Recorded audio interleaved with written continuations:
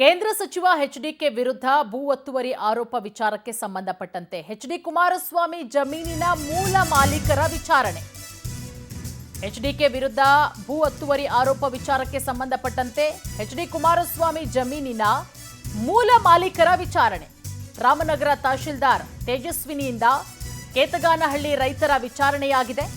ಸುಮಾರು 70ಕ್ಕೂ ಹೆಚ್ಚು ರೈತರಿಗೆ ತಹಶೀಲ್ದಾರ್ ನೋಟಿಸ್ ಕೊಟ್ಟಿದ್ರು. ವಿಚಾರಣೆಗೆ ಹಾಜರಾಗಬೇಕು ಅಂತ ಹೇಳಿ ಎಚ್ಡಿಕೆಗೆ ಜಮೀನು ಮಾರಾಟ ಮಾಡಿದ್ದ ಮೂಲ ಮಾಲೀಕರಿಗೆ ನೋಟಿಸ್ ಕೊಡಲಾಗಿತ್ತು. ನೋಟಿಸ್ ಅನ್ನ ಕೊಟ್ಟು ತಾಲೂಕು ಕಚೇರಿಯಲ್ಲಿ ರೈತರ ವಿಚಾರಣೆ. ಕಳೆದ ಕೆಲ ದಿನಗಳ ಹಿಂದೆಯಷ್ಟೇ ರೈತರನ್ನ ವಿಚಾರಣೆ ಮಾಡಿದ್ರು ಎಎಸ್ಪಿ.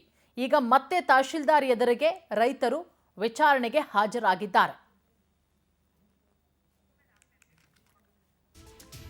ಭೂ ಒತ್ತುವರಿ ಆರೋಪ ವಿಚಾರಕ್ಕೆ ಸಂಬಂಧಪಟ್ಟಂತೆ ಕೇತಗಾನಹಳ್ಳಿಯಲ್ಲಿ ಭೂ ಒತ್ತುವರಿ ಆರೋಪ ವಿಚಾರಕ್ಕೆ ಸಂಬಂಧಪಟ್ಟಂತೆ ಮೂಲ ಮಾಲೀಕರು ಕುಮಾರಸ್ವಾಮಿ ಅವರು ಏನು ಜಮೀನನ್ನು ತೆಗೆದುಕೊಂಡಿದ್ರು ಆ ಮೂಲ ಮಾಲೀಕರ ವಿಚಾರಣೆಯಾಗಿದೆ ಇವತ್ತು.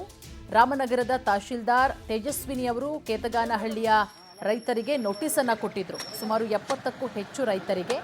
ಅದರಂತೆ ಇವತ್ತು ಆ ನೋಟಿಸ್ಗೆ ಆನ್ಸರ್ ಮಾಡಿದ್ದಾರೆ. ರೈತರು ಹೋಗಿ ವಿಚಾರಣೆಯನ್ನು ಕೂಡ ಎದುರಿಸಿದ್ದಾರೆ. ಕೆಲ ದಿನದ ಹಿಂದೆಯಷ್ಟೇ ಎಎಸ್ಪಿ ರೈತರ ವಿಚಾರಣೆ ಮಾಡಿದ್ರು.